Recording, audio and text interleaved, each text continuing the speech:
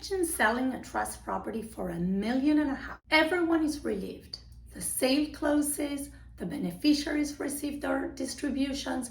Then 6 months later, someone says, that property was probably worth a lot more.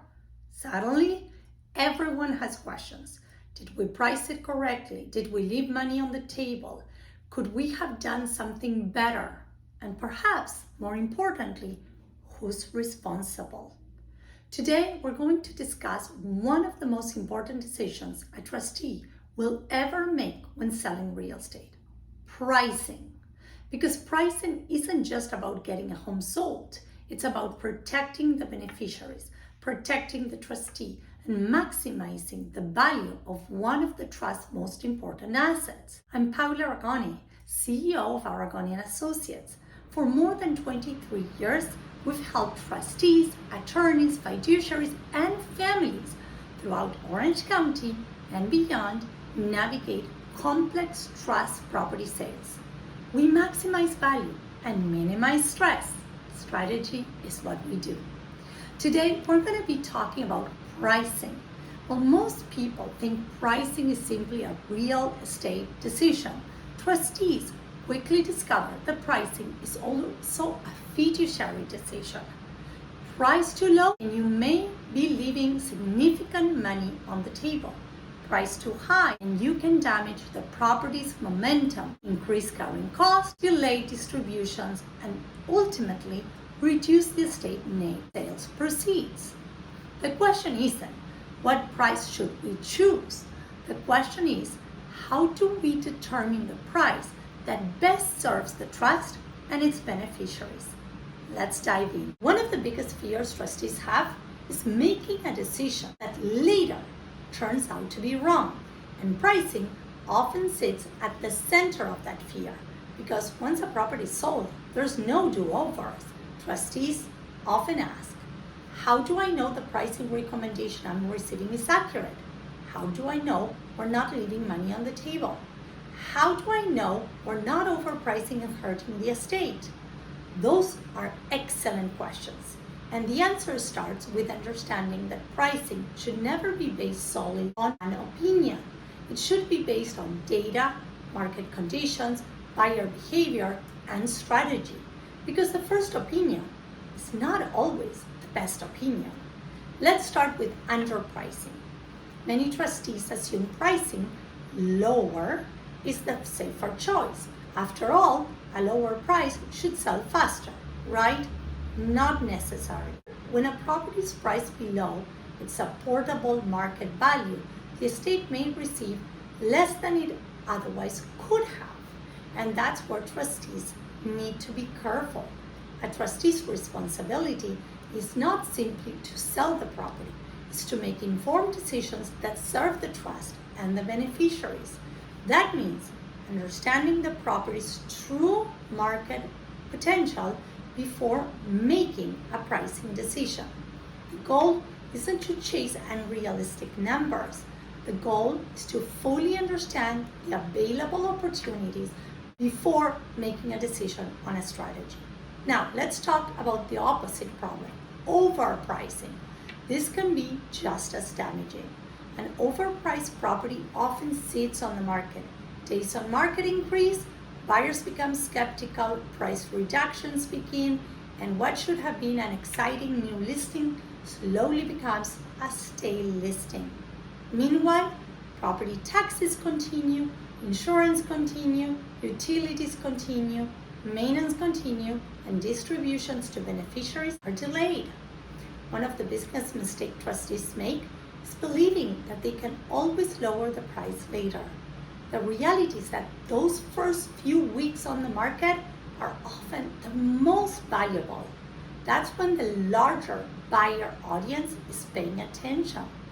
And once that window is closed, it can be difficult to recreate.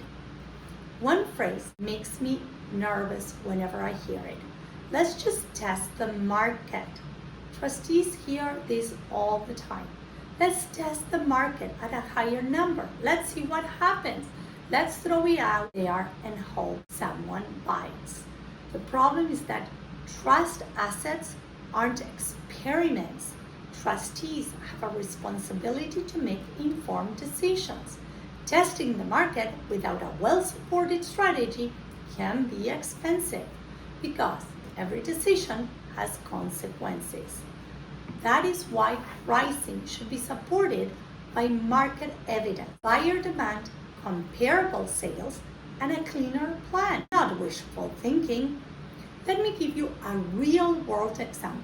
We presented a trust property in Rolling Hills Estate. The successor trustee was a professional fiduciary. The owner was a remarkably sharp 92-year-old woman who remained actively involved in the decision-making process and the selection of the real estate team. Both wanted to make sure they were making the right decision. A local agent who lived in the community and was also a friend of the family recommended pricing the property at approximately $1.5 million. That recommendation wasn't unreasonable, but after evaluating the property, the market data, and current buyer demand, we felt the property's potential was significantly higher. We recommended a different strategy. Instead of simply putting the property on the market immediately, we suggested cleaning the home, professionally staging, investing in professional photography, of course, and positioning it at around $1.7 million. The professional trustee knew us well enough to understand that we weren't simply providing a higher number to win the listing. We walked them through the data, the market, the strategy, and the reasoning behind our recommendation. After carefully evaluating the information, both the trustee and the owner agreed.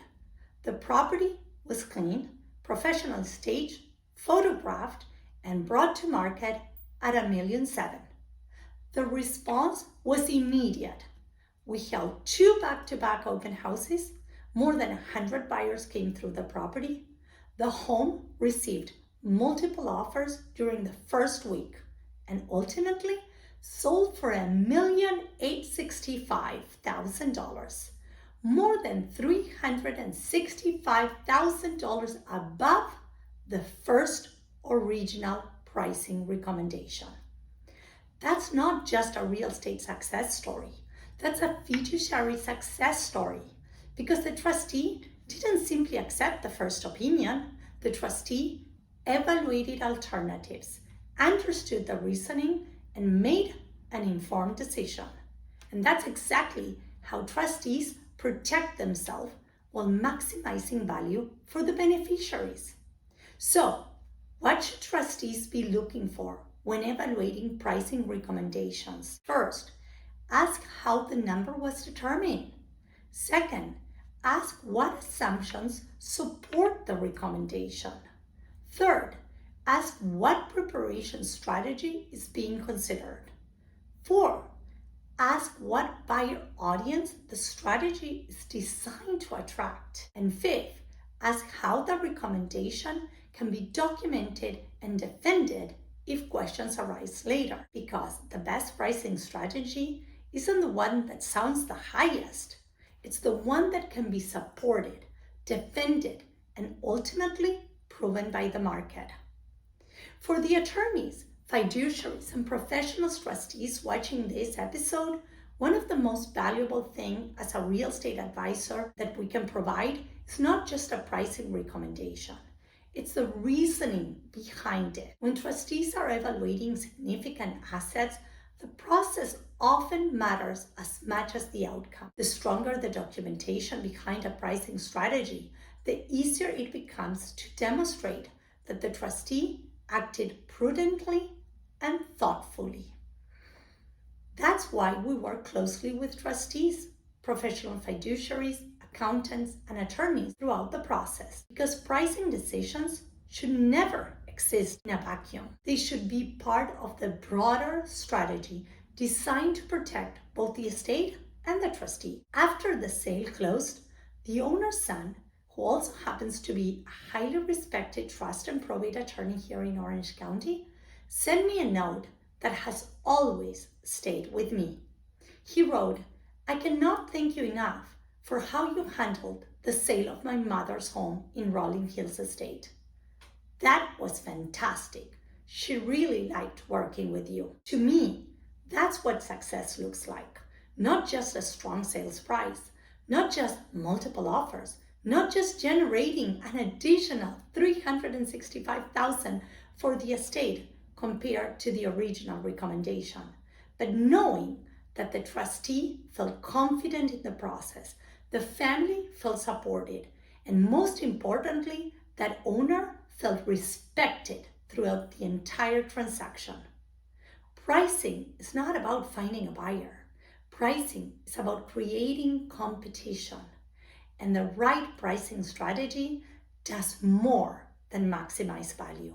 It protects the trustee, it protects the beneficiaries, and it creates a process that can be understood, documented, and defended. Remember, the first opinion is not always the best opinion. The best pricing strategy isn't the one that sounds the highest. It's the one that can be supported, defended, and ultimately proven by the market. That's how trustees make informed decisions. And that's how great outcomes happen. If you're a trustee, attorney, fiduciary, trying to determine the right pricing strategy for a trust property, we're happy to help.